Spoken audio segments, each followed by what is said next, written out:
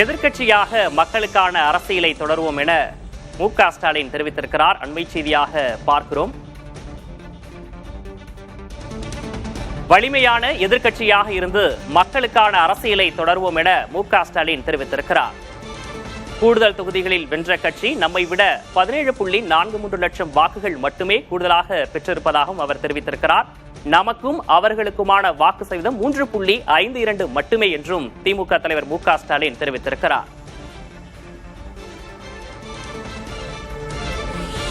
நடந்து முடிந்த 2026 சட்டமன்ற தேர்தலில் திமுக தோல்வியை தழுவிய நிலையில் 2ஆம் இடத்தையே பெற முடிந்தது. இந்த நிலையில் வலிமையான எதிர்க்கட்சியாக மக்களுக்கான அரசியலை தொடருவோம் என மு.க. ஸ்டாலின் தெரிவித்திருக்கிறார். தமிழ்நாட்டு மக்கள் திமுக மீது வைத்துள்ள நம்பிக்கையை வலிமையானதாகவே கருதுகிறேன் என்றும் அவர் தெரிவித்திருக்கிறார். நாம் பார்க்காத வெற்றியும் இல்லை, நாம் சந்திக்காத தோல்வியும் இல்லை என்றும் திமுக தலைவர் மு.க. ஸ்டாலின் தெரிவித்திருக்கிறார். வலிமையான எதிர்க்கட்சியாக இருந்து மக்களுக்கான அரசியலை தொடர்வோம் என்றும் அவர் தெரிவித்திருக்கிறார்.